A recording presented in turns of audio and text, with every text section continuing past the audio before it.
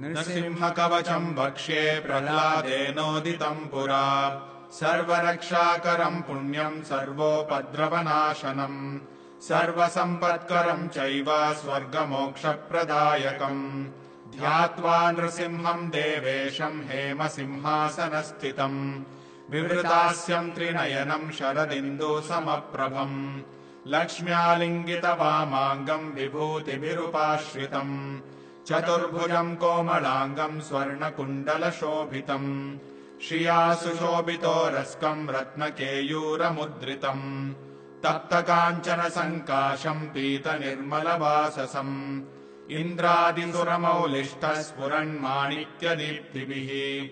विराजितपदद्वन्द्वम् शङ्खचक्रादिहेतिभिः गरुत्मता च विनयात् स्तूयमानम् मुदान्वितम् स्वहृत्कमलसंवासम् कृत्वा तु कवचम् पठेत् नृसिंहो मे शिरः पातु लोकरक्षात्मसम्भवः सर्वगोपीस्तम्भवासः पालम् मे रक्षतु ध्वनिम्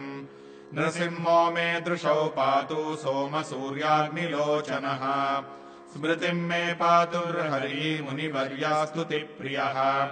नासाम् मे सिंहनासस्तु मुखम् लक्ष्मीमुखप्रियः सर्वविद्याधिपः पातु नृसिंहो रसनाम् मम वक्त्रम् पात्विन्दुवदनः सदा प्रह्लादवन्दितः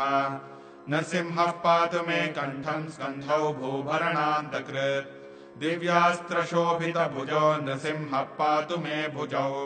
करौ मे देववरदो नृसिंहः पातु सर्वतः हृदयम् योगिसाध्यश्च निवासम् पातु मे हरिः मध्यम् पातु हिरण्याक्ष वक्षः कुक्षिविदारणः नाभिम् मे पातु हरिः स्वनाभि ब्रह्म संस्तुतः ब्रह्माण्डकोटयः कट्याम् यस्यासौ पातु मे कटिम् गुह्यम् मे पातु गुह्यानाम् मन्त्राणाम् गुह्यरूपदृक् ऊरो मनोभवः पातु जानुनी नररूपदृक् जङ्घे पातु धराभारा हर्ता योऽसौ नृकेसरी सुरराज्यप्रदः पातु पादौ मे हरीश्वरः सहस्रशीर्षा पुरुषः पातु मे सर्वशस्तनुम् महोग्रः पूर्वतः पातु महावीराग्रजोऽग्नितः महाविष्णुर्दक्षिणे तु महाज्वालस्तु नैऋतौ पश्चिमे पातु सर्वेशो दिशि मे सर्वतोमुखः नृसिंहः पातु वायव्याम् सौम्या भीषणविग्रहः ईशान्याम् पातु भद्रो मे सर्वमङ्गलदायकः संसारभयतः पातु मृत्योर्मृत्युर्नृकेसरी इदम् नृसिंहकवचम् प्रह्लादमुखमण्डितम् भक्तिमान् यः पठेत् नित्यम् सर्वपापैः प्रमुच्यते पुत्रवान् धनवान् लोके दीर्घायुरुपजायते यम् यम् कामयते कामम् तम् तम् प्राप्नोत्यसंशयम् सर्वत्र जयमाप्नोति सर्वत्र विजयी भवेत् भूम्यन्तरिक्षदिव्यानाम् ग्रहाणाम् विनिवारणम्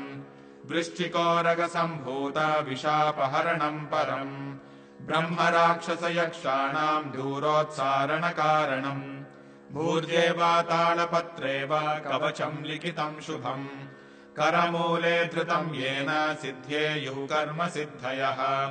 देवासुरमनुष्येषु स्वम् स्वम् एव जयम् लभेत् एकसन्ध्यम् त्रिसन्ध्यम् वा यः पठेन्नियतो नरः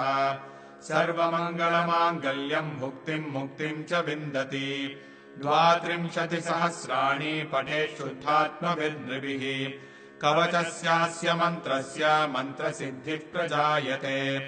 अनेन मन्त्रराजेन कृत्वा भस्माभिमन्त्रणम् तिलकम् बिभ्र्याद्यस्तु तस्य ग्रहभयम् हरेत् त्रिवारम् जपमानस्तु दत्तम् भार्याभिमन्त्र्य च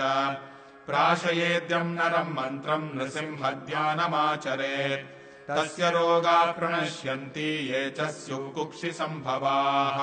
किमत्र बहुनोक्तेन नृसिंहः सदृशो भवेत् मनसा चिन्तितम् यत्तु स तच्चाप्नोत्यसंशयम् गर्जन्तम् गर्जयन्तम् निजभुजपटलम् स्फोटयन्तम् हरन्तम् दीप्यन्तम् दापयन्तम् दिवि भुवि दिशम् क्षेपयन्तम् क्षिपन्तम् क्रन्दन्तम् रोषयन्तम् दिशि दिशि सततम् संहरन्तम् भरन्तम् वीक्षन्तम् घूर्णयन्तम् करनिकरशतैर्दिव्यसिंहम् नमामि इति श्रीब्रह्माण्डपुराणे प्रह्लादोक्तम् श्रीनरसिंहकवचम् सम्पूर्णम्।